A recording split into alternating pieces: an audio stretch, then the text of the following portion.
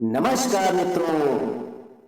यहाँ धर्म केवल परंपरा नहीं बल्कि सत्य की एक खोज है। जहाँ सवालों से डराया नहीं जाता बल्कि उनका उत्तर खोजा जाता है, और जहाँ वेदों के ज्ञान से अज्ञान के अंधकार को दूर किया जाता है। आप देख रहे हैं मानस रहस्य। आइए आज फिर एक ऐसे सत्य को समझते हैं जो शायद आपको पहले कभी नहीं बताया गया होगा।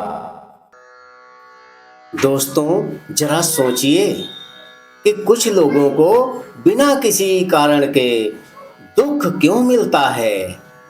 क्यों कोई जन्म से ही सुखी होता है और कोई जीवन भर संघर्ष करता है। क्या यह केवल किस्मत है या इसके पीछे कोई गहरा नियम काम कर रहा है। आज हम जानेंगे कर्मफल और पुनर्जन्म का वह सनातन सत्य जिसे वेद, रामायण और महाभारत भी प्रमाणित करते हैं। सनातन धर्म का एक अटल सिद्धांत है, जैसा कर्म वैसा फल। जो हम करते हैं वही हमें लौटकर मिलता है, चाहे इस जन्म में मिले या अगले जन्म में मिले। यजुर्वेद में कहा गया है, ये रूपाणि प्रतिमुंचमाना असुराः सन्तः स्वधया चरन्ति परा पुरो निपुरो ये भरन्त्यग्निष्टां लोकात् प्रणुदात्यस्मात्।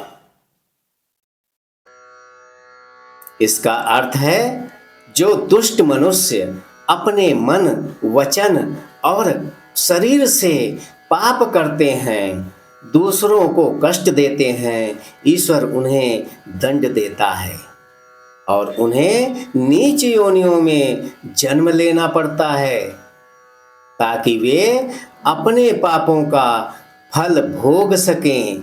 यानी कर्म का फल निश्चित है। ऋग्वेद में भी स्पष्ट शब्दों में कहा गया है, अयम देवाय जन्मने स्तोमो विप्रेभिराशया अकारि रत्न धातमः।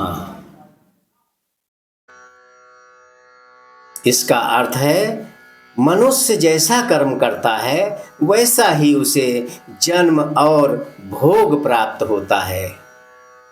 यानी हमारा वर्तमान हमारे पूर्व जन्मों का परिणाम है और हमारा भविष्य आज के कर्मों से बन रहा है। अब रामायण का एक अत्यंत भावुक प्रसंग है। जब लक्ष्मण जी को शक्तिवाण लगता है तो श्री राम विलाप करते हुए कहते हैं, पूर्वं मया नूनमभीप्सितानि पापानि कर्माणि सुकृति कृतानि तत्राद्याय मा पतितो विपाको दुःखेन दुःखं यदहं विशामि।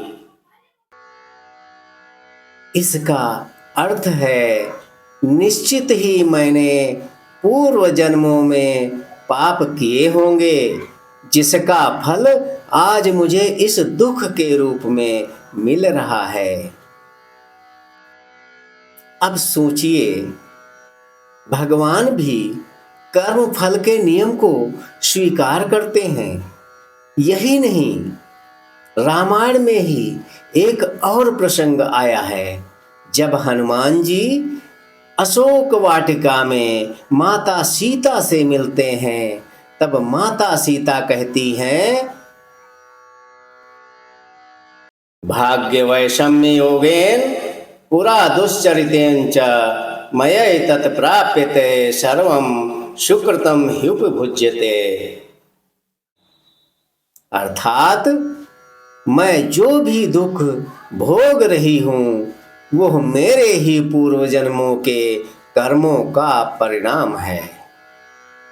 यानी हम अपने ही कर्मों का फल भोगते हैं। महाभारत में भी यही सत्य मिलता है। जब दुर्योधन मारा जाता है तो धृतराष्ट्र कहते हैं, नूनं व्यपकृतं किंचिन्मया पूर्वेषु जन्मसु येन मां दुःख भागेषु धाता कर्मसु युक्तवान। अर्थात निश्चित ही मैंने पूर्व जन्मों में पाप किए होंगे, जिसके परिणाम स्वरूप आज यह दुख प्राप्त हुआ है। और गांधारी कहती हैं, नूनमाचरितं पापं मया पूर्वेषु जन्मसु या पश्यामि हतान् पुत्रान् भ्रातृंश्च माधव। अर्थात हे माधव, मैंने पूर्व जन्म में पाप किए होंगे, जिसके फलस्वरूप आज मैं अपने पुत्रों की मृत्यु देख रही हूँ। तो मेरे मित्र, अब सवाल यह नहीं है कि पूर्व जन्म होता है या नहीं, बल्कि सवाल यह है कि हम आज क्या कर रहे हैं, क्योंकि आज का हर विचार, हर शब्द और हर कर्म हमारा अगला जन्म निर्धारित कर रहा है। इसलिए अगर आप चाहते हैं कि आपका भविष्य उज्जवल हो, तो आज से ही अपने कर्मों को शुद्ध कीजिए, सत्य का साथ दें, धर्म का पालन करें और किसी भी प्राणी को कष्ट ना दें, क्योंकि कर्म कभी समाप्त नहीं होते, वे केवल फल बनकर लौटते हैं। और दोस्तों, समय अब बहुत बुरी परिस्थितियों में प्रवेश कर रहा है। विश्व में बहुत ही भारी समस्याएं आने वाली हैं मनुष्य जीवन में। तो दोस्तों, अभी से सुधर जाइए, समय बहुत खराब आने वाला है।